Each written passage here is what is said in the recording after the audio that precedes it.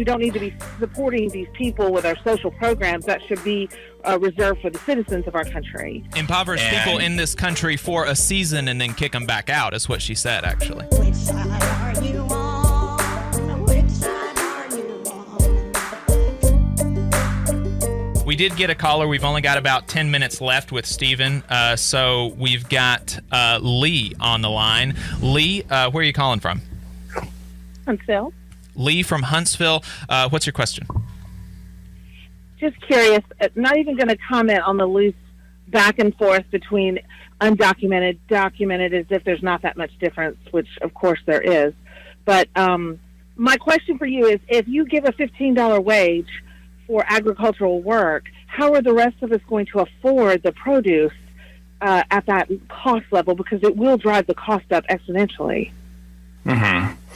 Yeah, well, to your first comment, the distinction between undocumented and documented workers, I think it's really important for people to understand how arbitrary it is who gets and who doesn't get papers in this country. People can get papers if they've been here, maybe they've been here illegally or undocumented for over 10 years, and then they end up in removal proceedings. They can end up winning a green card. That's technically a right way to do it. Other people have been here 20 years and paid taxes and done everything above board, but there's no way for them to get papers. And so, I hear what you're saying, but I also think that we need to really look at the system as it is and to understand that the people who end up in one basket or the other, it's not due to merit. It's due to a random sort of patchwork of bad laws that need to be updated.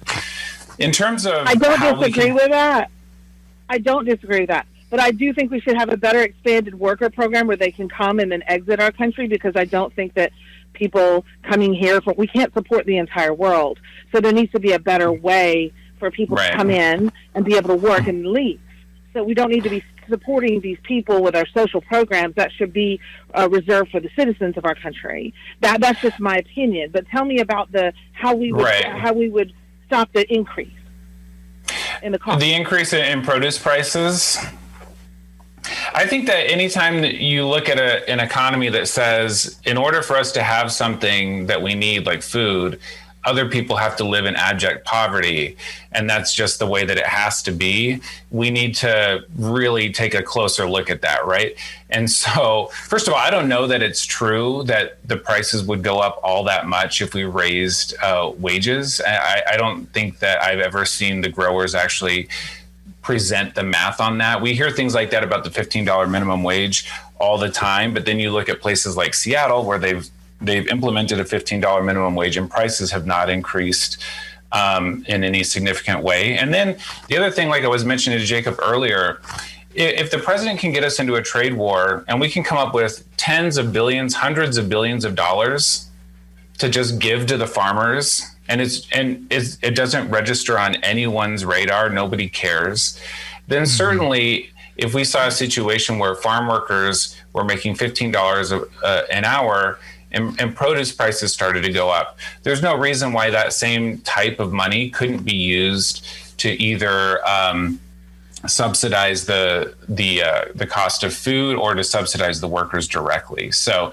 I understand the concern, but also I want you to step back and think to yourself, wait a minute, what I'm saying is that in order for me to eat, we need to have impoverished people in this country. Impoverished people in this country for a season and then kick them back out is what she said, actually.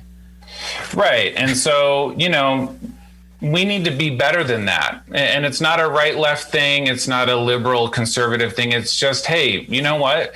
I don't want the guy who comes to fix my kitchen to have to, live on poverty wages, or I don't want somebody who cuts my lawn to have to live on poverty wages. I think that people who work hard should live with dignity, right? And so if that's not happening, or if I think that that's necessary, then we need to take a step back and think about how we can fix that.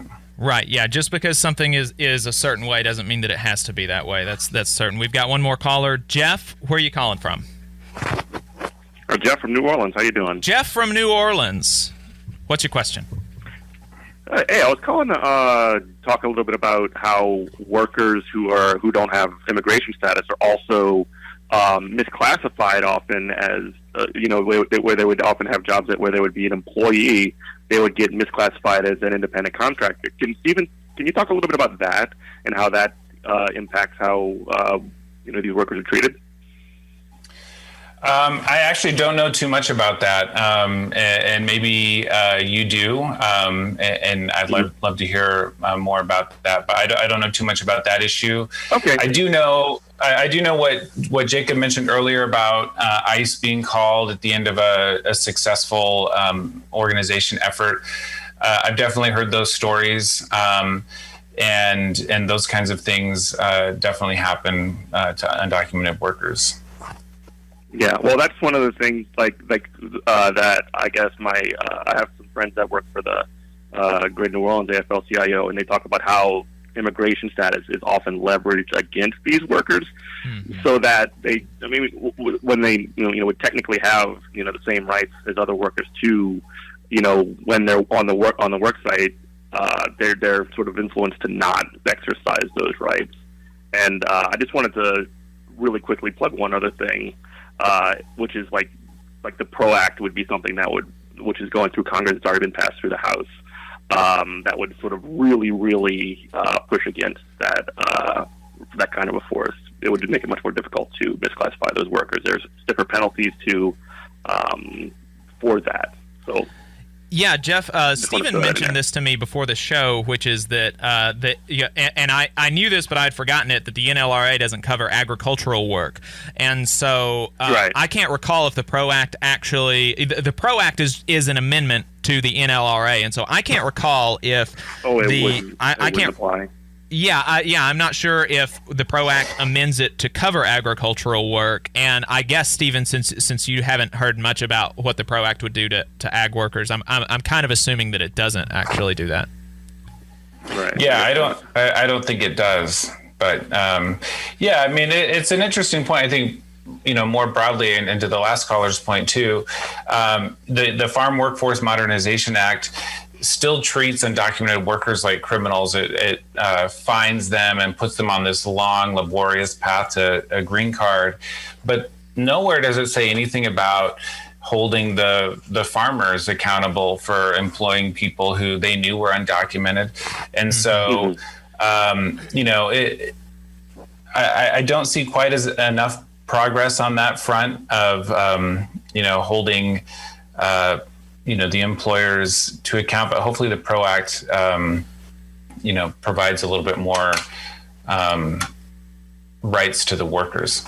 Yeah, and Lee, and Lee, if you're still listening, actually, as far as you mentioned about immigrants, taking advantage of our social programs, so to speak. I wrote an article some time ago. I just published it on Medium, and if you follow me on Twitter at @JacobM_AL, I'll tweet that article out again. I did a lot of digging, and actually, like, if you compare similarly situated immigrants, documented and undocumented, they use significantly less social programs than similarly situated native workers. That is just not up for dispute. And additionally, their children, the firstborn children of immigrant workers, actually bring in more tax revenue than any other group of Americans at all. I mean, it's really fascinating how much more how much more than a third or fourth or fifth generation American.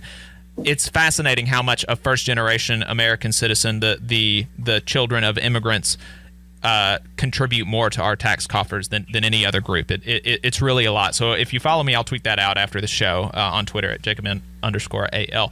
Stephen and Jeff, thanks for the call. I appreciate it.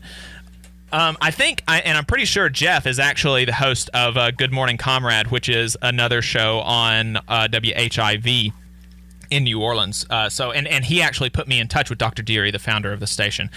So, Stephen, we've got about a minute left. I really appreciate your time. You've been very generous. I've enjoyed the conversation. I hope folks have learned some stuff. What are some of your closing thoughts on this subject, and where can people find you? I'm on the Twitter, just like you. Yakima Abogado is my Twitter handle. The podcast is called Redirect.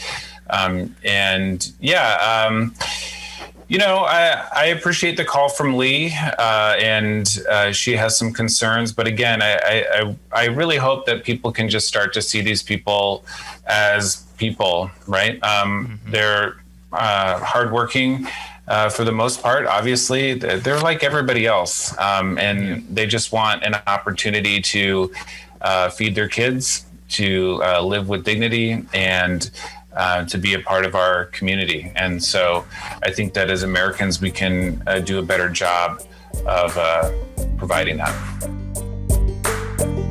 You just saw a clip from the Valley Labor Report. We are live every Saturday morning from 9:30 a.m. till 12:30 p.m. And we pride ourselves on keeping all of our content free to everybody so that we can talk to as many working folks as possible. If you support the work that we're doing, you think that it's important, you think that it's good, then consider making a monthly contribution to the project, and you can do that on our website, tvlr.fm.